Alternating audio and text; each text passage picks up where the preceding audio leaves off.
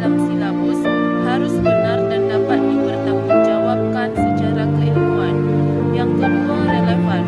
Relevan berarti memberikan arahan bahwa cakupan kedalaman tingkat kesukaran dan urutan penyajian materi dalam silabus harus sesuai dengan tingkat perkembangan fisik, intelektual, sosial, emosional, dan spiritual peserta didik.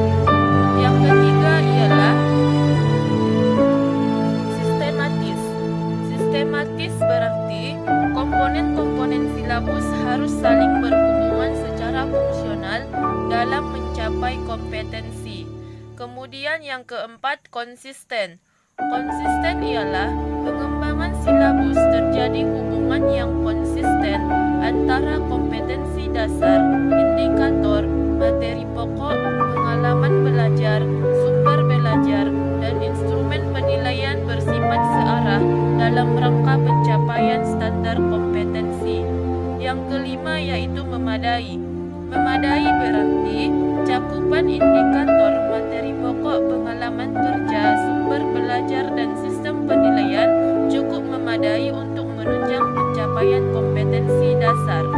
Kemudian berikutnya yaitu yang keenam, aktual dan kontekstual, yaitu cakupan indikator, materi pokok, pengalaman belajar, sumber belajar, dan sistem penilaian memperhatikan perkembangan ilmu teknologi yang terwujud dalam realitas kehidupan. Kemudian yang ketujuh, fleksibel. Fleksibel berarti keseluruhan komponen silabus dapat mengakomodasi keragaman peserta didik, pendidik, lingkungan belajar, dan dinamika perubahan yang terjadi di masyarakat dan satuan pendidikan setempat. Yang kedelapan yaitu menyeluruh.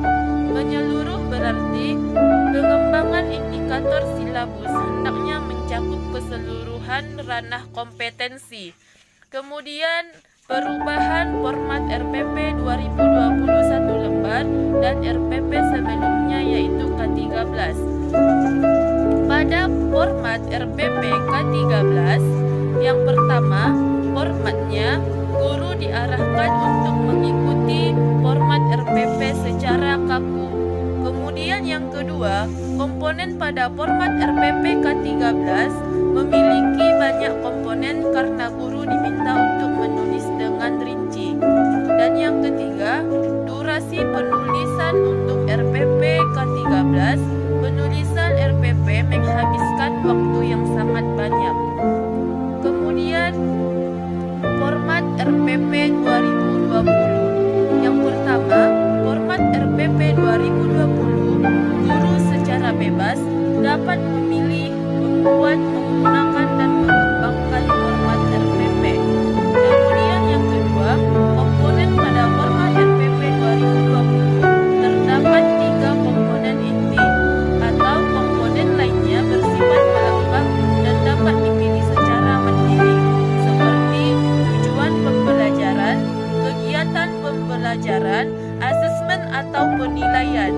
Kemudian yang ketiga, durasi penulisan pada format RPP 2020, yaitu penulisan RPP dilakukan dengan efisien dan efektif, sehingga guru memiliki lebih banyak waktu untuk mempersiapkan dan mengevaluasi proses pembelajaran itu sendiri. Kemudian yang terakhir tentang peran silabus dalam pembuatan RPP. Peran silabus dalam pembuatan RPP yang pertama yaitu RPP diaplikasikan dari sebuah silabus yang telah dibuat.